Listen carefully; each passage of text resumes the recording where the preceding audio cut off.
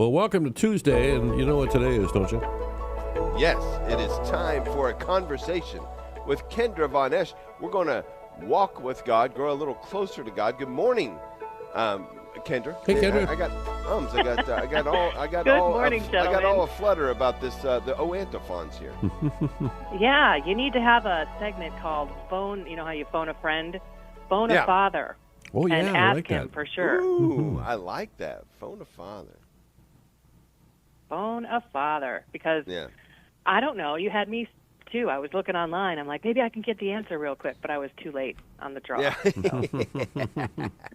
I never like to give people enough time to actually look it up. Just raise the question and then move on. Yeah, there you go. Exactly. One of the things that we're going to talk about today is, asking questions, because we are approaching Christmas, as we just discussed, and we're going to be possibly with friends and family who may not share our views, right? Who may not believe what we believe from a religious perspective, from a political perspective, but just like life in general.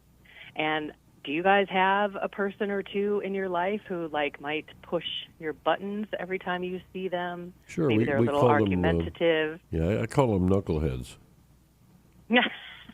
Maybe I'm part of the problem. Maybe, I don't know. But you know what, Ron? I think you ought to listen during this segment. Too funny.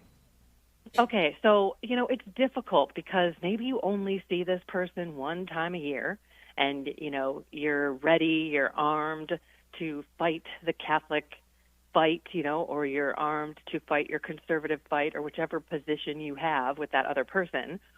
But we have to remember that we're Catholic first. And so we need to be charitable rather than being right.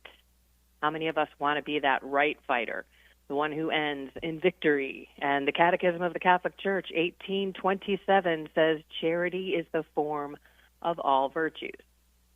So we also have to model Jesus. He didn't go in, picking off arguments with people.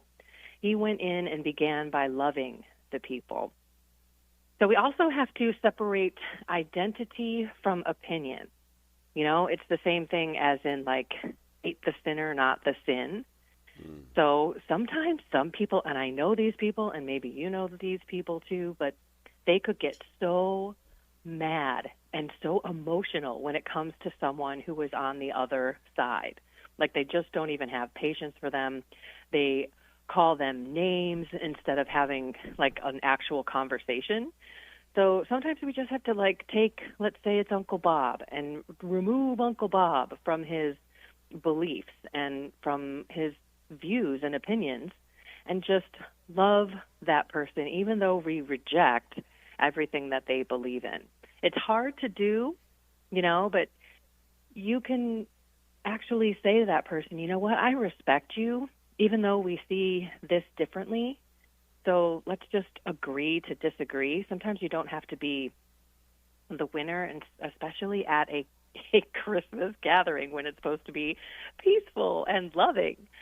And so you can also put up gentle boundaries around yourself. Proverbs 15:1 says, a gentle answer turns away wrath. So maybe we can say to that person who's insistent on having that conversation with you again this year, you could say, you know what, I just want tonight to be peaceful. Can we enjoy dinner and maybe save this for another time? Maybe this isn't the right place or the right time to discuss politics or whatever it is that you want to debate.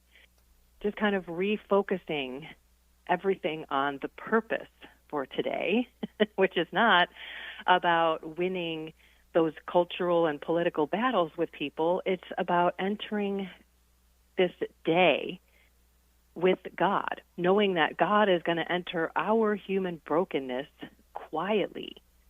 So let's just focus on those rituals that we have, that food that we are going to eat, the strengthen those bonds, reducing the conflict that seems to always happen, especially after a couple of beers, a couple of glasses of wine. So let's just pause and redirect the moment onto stuff that we're grateful for this year. Or maybe even just saying, can we just focus on joyful things during this Christmas. Mm. What do you guys think? I love it. And I just have to say, I can't believe you said Uncle Bob, because Uncle Bob is the problematic guy in our family. And it's not, look, Uncle Bob loves Jesus. He does, and he's a great Catholic. But he's a Michigan fan. And it's just man. like, I love no, I'm it. just kidding. We love Uncle Bob. Thank you very much. So you're saying I Thank got to you, be Kendra. I love love that. it. I got to be charitable toward Uncle Knucklehead. Okay, I can Uncle do that. Knucklehead. I can do that. I Kendra, resemble that remark. Yes, yes. always a pleasure. Remember, only one day a year, then you can get back at it. Just kidding. Just Well, kidding. maybe I two. love it, Kendra. Well, have Love a you blessed guys. Christmas. Have a great Christmas. Yeah, and a great New Year. We will talk to you in 2026.